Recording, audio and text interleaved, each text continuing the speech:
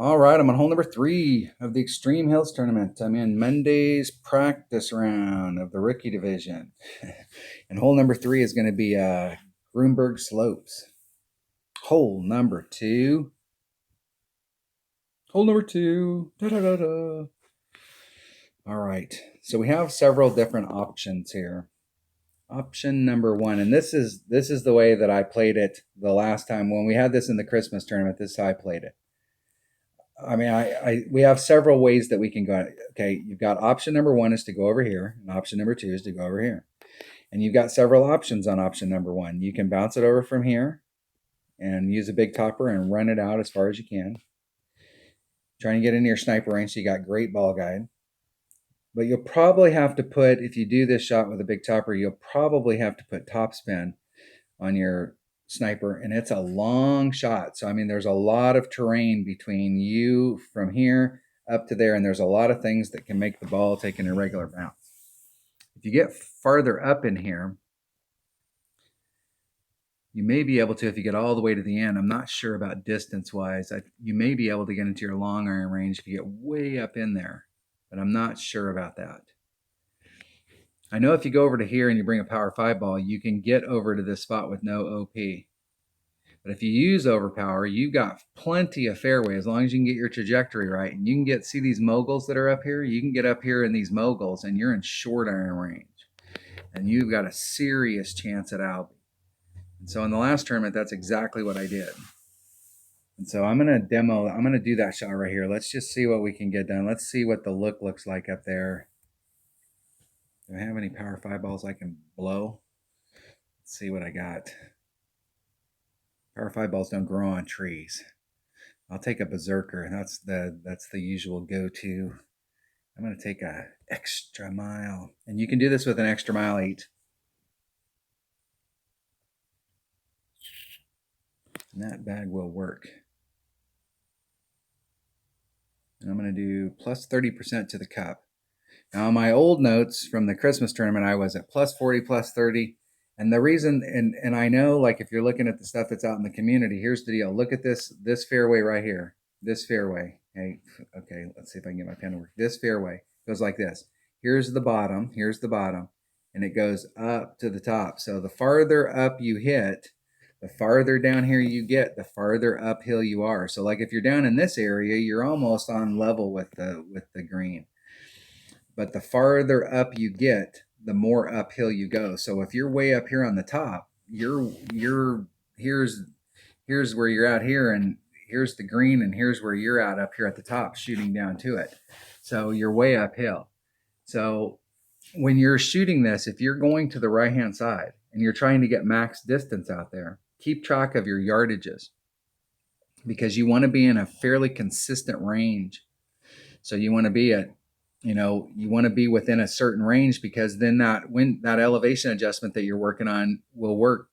But if you short shoot it and you end up short one time and long one time, it's going to be different. So, and it's going to be different than out here. If you can hit out into this area here, you're probably going to end up with a very consistent elevation adjustment. But if you're hitting over to the fairway on the right hand side, it could be a little bit, it could fluctuate a little. I'm going to take that. All right, that's what I'm taking. Let's go out there and we'll do one with the power 5 and see how it looks.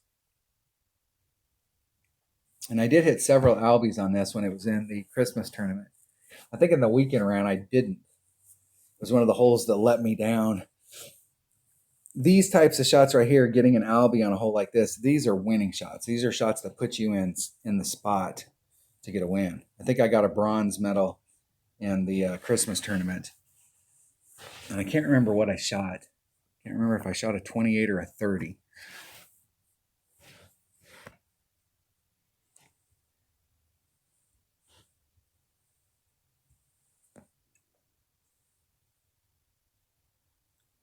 Man, I'm kind of reluctant to leave the wind in because the wind is a variable. But I really like to use that wind. I'm going to take the wind out. That's 5 miles per hour. I'm going to put the forward moving wind back in.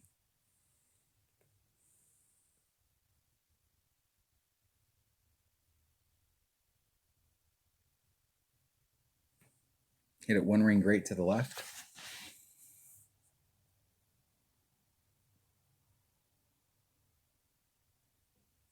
You see those moguls right there? I'm hitting in front of those moguls. It's 457 yards.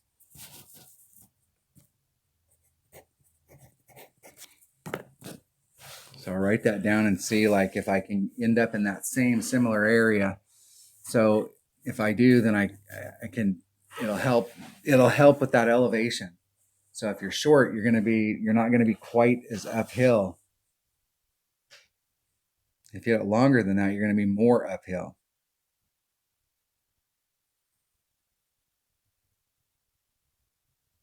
And every club out there is going to take that a little different. That's another way to go. If they can get over there to the other side. Nice shot.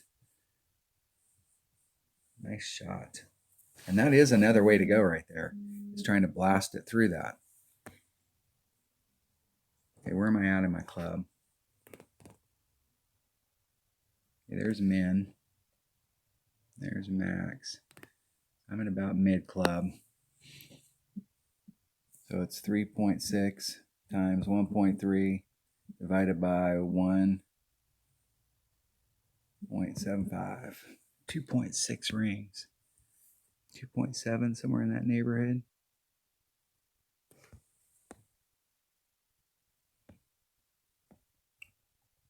.7 rings.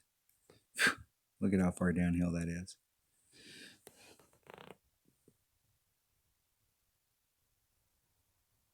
Oh, I mean, I cannot hit it perfect today. I tried to hit it perfect from the left to the right, and then I tried to hit it perfect from the right to the left.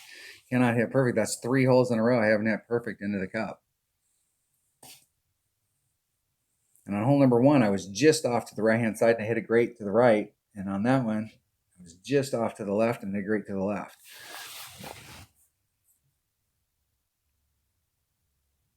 My opponents also, they're in their long iron range from there. But they're on a much flatter trajectory. So, I mean, like, as far as like where they're at to the cup, the flagpole looks like it's almost level with them. They got a hill in front of them. But that's why I'm saying when you hear those elevation adjustments that are out in the community, where the hell are you hitting to? Like, where are you getting? They always give you the elevation adjustments, but they don't tell you, hey, I'm hitting to the right, or I'm at 415 yards, or I'm hitting here, because it doesn't, those are not written in stone. Okay. You have to make it work for where you're landing, and you have to be willing to make adjustments. It's good to know those numbers so that you know that, hey, everybody's talking about an elevation adjustment here. But until you figure out where you're going to land and what kind of club you're going to be using and where you're at, to me, it's not the deciding factor.